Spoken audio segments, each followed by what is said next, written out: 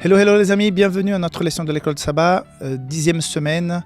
Nous sommes donc tout proche de la fin de ce 3e trimestre. Nous sommes en train d'étudier l'évangile de Marc, un évangile qui allait très vite jusqu'au chapitre 10 et qui a pris un coup de frein dernièrement parce que nous sommes dans la dernière semaine de Jésus. La semaine dernière, nous avons donc vu l'entrée triomphale de Jésus à Jérusalem. Nous avons vu donc Jésus qui va maudire un figuier.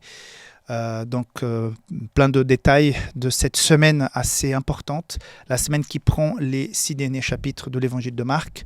Nous sommes aujourd'hui dans cette semaine, dans la journée du mardi, puisque cette semaine nous allons étudier la fin du chapitre 12 où Jésus va parler d'une veuve. Jésus est au temple et quand il va sortir du temple, il va voir donc les disciples qui vont lui attirer l'attention. On va parler de ça tout à l'heure. Avant cela, je voudrais t'inviter à rejoindre la communauté Saphélis pour que tu puisses recevoir des articles. Nous avons récemment envoyé un article très intéressant. Je voudrais donc t'inviter à ne pas rater l'envoi que nous faisons sur la communauté, les envois. Donc, il y a des codes promotionnels, il y a des articles, les vidéos de l'école de sabbat, d'autres vidéos aussi, notamment de Dorine, pour vous expliquer certains livres que nous avons. Voilà, tout ça pour ceux qui sont membres de la communauté. Donc, si jamais, n'hésite pas à rejoindre la communauté. D'accord ? Donc, passons à la leçon d'aujourd'hui. Alors, les amis, nous sommes donc dans ce chapitre 12 qui finit le chapitre avec l'histoire de la veuve. Et nous entamons par la suite le chapitre 13 qui va parler du discours de Jésus. Ce que nous allons voir cette semaine, ce sont notamment, plus que l'histoire de la veuve qui prend juste le début du récit, cette interpellation de Jésus, ces questionnements des disciples par rapport au temple, et la réponse de Jésus concernant la fin de tout ça. La fin de 3 choses, et ça c'est important. Quand Jésus va leur parler, leur expliquer, il va parler d'une façon assez, comme dit la lection, une façon historico-prophétique, où il est question de quand est-ce que le temple va être détruit. Deuxième chose, quand est-ce que Jésus revient. Et troisième chose, quand est-ce que sera la fin du monde. Donc ces 3 éléments sont mélangés dans ce discours. Dans ce discours aussi, Jésus va apporter quelques éléments, des signes qui montrent que la fin est là, mais aussi pointer les difficultés des disciples, les ennemis qui vont affronter, et autre chose qui est très intéressante, surtout pour nous qui vivons actuellement, près de retour de Jésus, ce sont les faux prophètes, les messages et les messagers qui vont apporter une fausse information qui pourrait donner l'impression qu'ils sont le Christ eux-mêmes, qu'il faut aller à quelque part, qu'il faut faire telle chose pour le retour de Jésus. Alors tout ça c'est très important puisque le pire parfois, ce n'est pas la douleur, ce n'est pas la perte, ce n'est pas le temps perdu peut-être, mais l'ignorance. Vous savez, je pense que nous ne sommes pas contents, tu n'es pas content, moi je ne suis pas content, quand il y a quelque chose d'important qui nous implique, qui t'implique dans la vie, et que tout simplement tu n'es pas au courant. Disons par exemple, tu as un enfant, un fils, une fille qui prend la voiture, il y a quelque chose qui va mal avec la voiture, ça ne fonctionne pas bien, peut-être l'essence est vraiment en train de finir. La personne sort, quelqu'un de ta famille sort avec la voiture, il te la parque, ils ne disent rien. Après, tu es pressé, tu dois faire un voyage, tu dois prendre l'avion.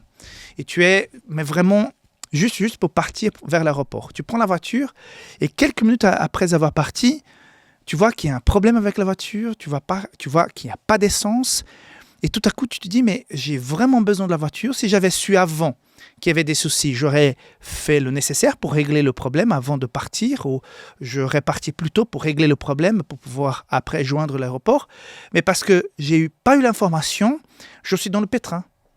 Donc, parfois, c'est pas le problème en soi, c'est pas le fait de devoir ajouter de l'essence, de régler un problème avec la voiture, avec un voyant qui s'allume. Le problème, c'est pas ça. Tu as le temps, tu as l'argent, mais c'est que tu n'as pas su avant. Donc, tu n'as plus le temps maintenant et ça va t'embêter pour prendre l'avion. Donc, parfois, quand on n'est pas au courant, c'est ça qui nous énerve, nous complique le plus la tâche. Donc, Jésus, dans ce discours que nous allons étudier cette semaine, il est en train de nous éviter ça. Écoute, il y a des choses qui vont arriver, non seulement pour nous aujourd'hui, mais pour les disciples de son époque, puisqu'il parle aussi de la destruction du temple, des persécutions qu'ils vont subir. Voilà, ne soyez pas dans l'ignorance. Et quand il va répondre à cette question, quand il va faire ce discours, il pense aux disciples de son époque, mais il pense aussi à toi, il pense à moi. Écoute, Rickson, Paula, Jessica, Marco, Jean-Paul, il y a des choses qui vont arriver, mais ne soyez pas dans l'ignorance. Je vais vous donner des signes. Voilà, il va arriver telle chose. Et après, une telle personne va dire ça. Et il y a un tel pouvoir qui va se mettre en place. On va vous persécuter pour telle raison. Voici comment appréhender ce moment-là.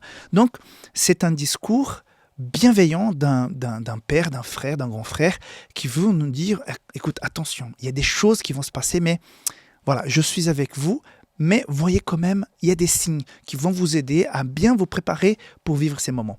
Et c'est très important puisque à la fin des temps, nous vivons déjà cette fin des temps, mais quand les choses vont vraiment se corser, savoir, être informé, être en communion avec le Christ, mais être aussi dans l'information que le Christ nous a laissée, ça peut changer énormément notre façon de vivre, de percevoir la chose, parce que la souffrance morale que le monde va subir avant le retour de Jésus, ça va être énorme.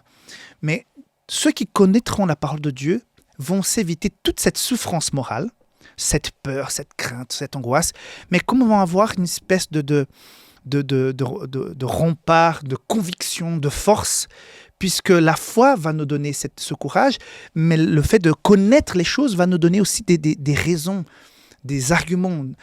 Et ça, c'est très important. Donc, la leçon de cette semaine est très importante. Je t'invite vraiment à y prêter attention. Et en plus, on va parler du retour de Jésus, que nous croyons qui est pour bientôt, puisque la plupart de ces signes sont vraiment là, devant nous. Donc, que Dieu te bénisse cette semaine, que tu puisses commencer cette semaine avec le Seigneur, que tu puisses, malgré les problèmes, les défis que tu as, faire en sorte que Dieu marche avec toi, faire un pacte avec lui. N'oublie pas, si nous marchons seuls, nous pouvons peut-être aller plus vite là où on veut. Mais si nous marchons avec Jésus, peut-être ça ne sera pas autant vite, mais on marche correctement, on marche vers le but, on marche sûrement. Et ça, c'est plus important. Que Dieu te bénisse, on se voit demain pour la leçon du dimanche. Bye bye.